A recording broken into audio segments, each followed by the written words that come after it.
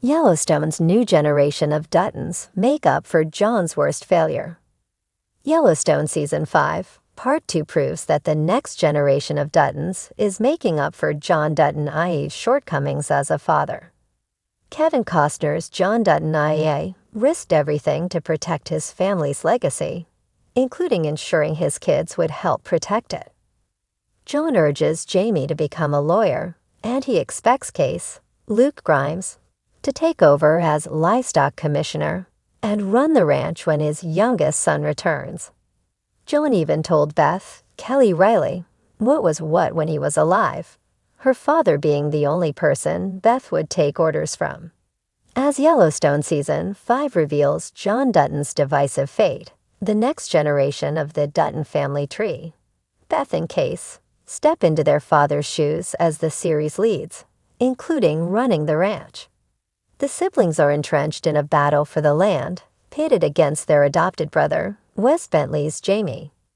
As the sixth generation of Duttons position themselves where many of their ancestors have been before, at the helm of their family's ranch, the returning Yellowstone Season 5 characters are doing things differently.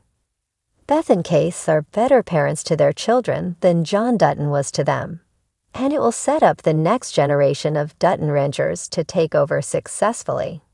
If the family keeps the ranch, Tate, Breck, and Merrill will inherit the largest ranch in Montana. Still, the seventh generation Dutton is hesitant to take over, and Case makes it clear in Yellowstone Season 5, Episode 10, that he will support his son's decision regardless. Case tells Tate his primary concern is that his son does what he loves, and the father notes that he never had a fulfilling job. The moment shows how Case is evolving from his father's mistakes, allowing his son to speak for his own future. Episode 10 leaves Tate's decision ambiguous, but if he decides to run the Yellowstone, the proud father can rest assured that it's what his son wants. Case has said from the very beginning that if he was going to run the ranch, he wanted to do things differently, and he has. John's youngest son is moving forward into the present with intention, especially after Case's visions in Yellowstone Season 4 gave him insight into his family's future. Beth and Rip Kohlhauser also set Carter, Finn Little, up for success despite their growing pains while becoming a family. Rip comforts Carter in the apocalypse of change, telling him that he'll always have a home at the ranch. While Carter has fewer options than Tate as he grows into an adult, he has the support of his adoptive family. Especially with the support of their parents, Tate and Carter are the perfect duo to inherit the ranch. Owning the Yellowstone Ranch means protecting it. Historically, the Duttons have needed more than one person to accomplish that. For now, Rip, Beth, and Case can work together to manage the ranch, but they're also setting up its future by supporting the next generation to take over. Tate and Carter can continue to get closer in Yellowstone Season 5 as they grieve the loss of their grandfather, and they can bond over their shared desire to preserve the Dutton family legacy. In the rugged, untamed landscape of Yellowstone, the Dutton legacy was on the line. John Dutton, patriarch of the family, had always carried the weight of his ancestors' land, fiercely defending the ranch that had been in his family for generations. But as he grew older, his grip on the land started to weaken.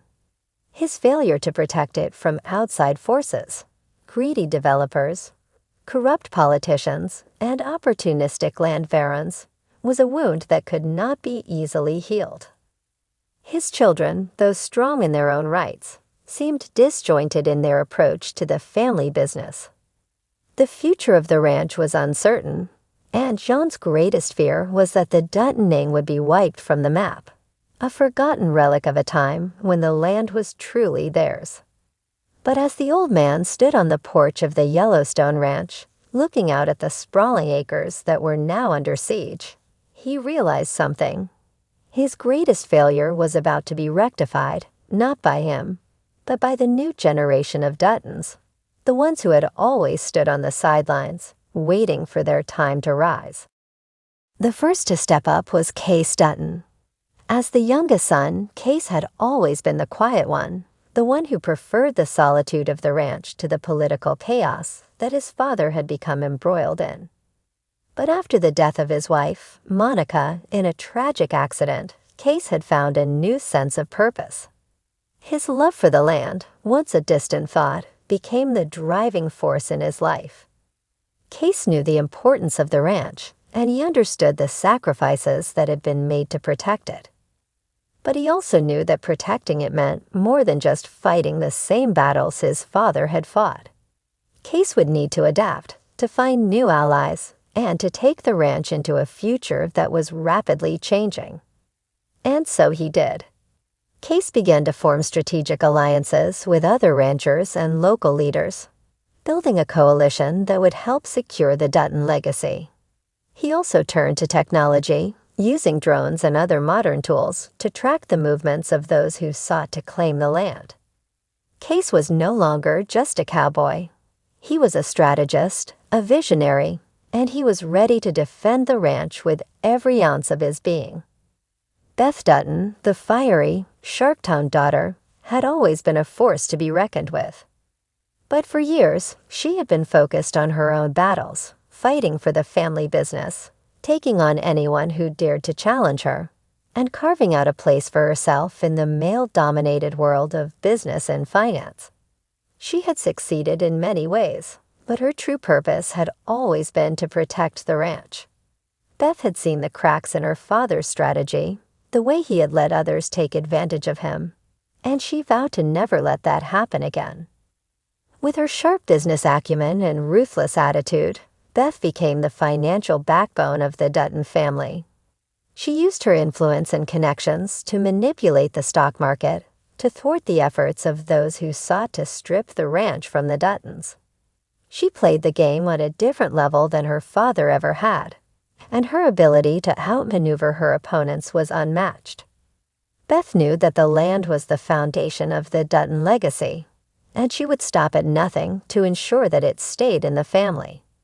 She was the one who would broker the deals, who would put the pressure on the right people at the right time, and who would ensure that the Dutton name would endure for generations to come. Then there was Rip Wheeler, Case's trusted confidant, and the man who had been by the Dutton side for years.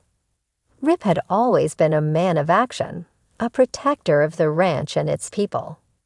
But with the changing times, he knew that the old ways of doing things wouldn't be enough to save the ranch.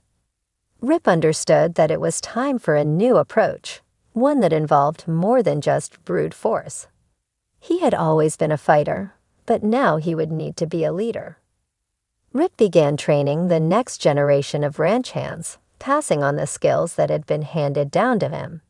He taught them not only how to ride and rope, but how to think strategically, how to read people and situations, and how to protect what was theirs.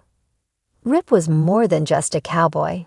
He was a mentor, and he was ready to lead the Duttons into a new era of ranching. As John Dutton watched his children and Rip take charge, he began to understand that his failure wasn't a sign of weakness. It was a lesson.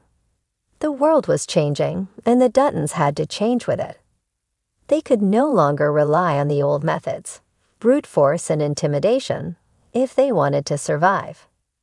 They had to adapt, to evolve, and to work together as a family. The land was still theirs, but it was no longer just about owning the land. It was about protecting it for the future. John's biggest failure had always been his inability to see the bigger picture. He had been too focused on maintaining the status quo, too willing to fight the same battles over and over again. But as he saw the new generation rise up, he realized that they weren't just fighting for the past. They were fighting for the future. They understood that the land wasn't just a piece of property. It was a living, breathing entity that had to be nurtured and protected. The new Duttons were not just a reflection of their father, they were a reflection of the world they were inheriting. And with each passing day, they proved that the Dutton legacy was not defined by one man, but by the strength and resilience of the entire family.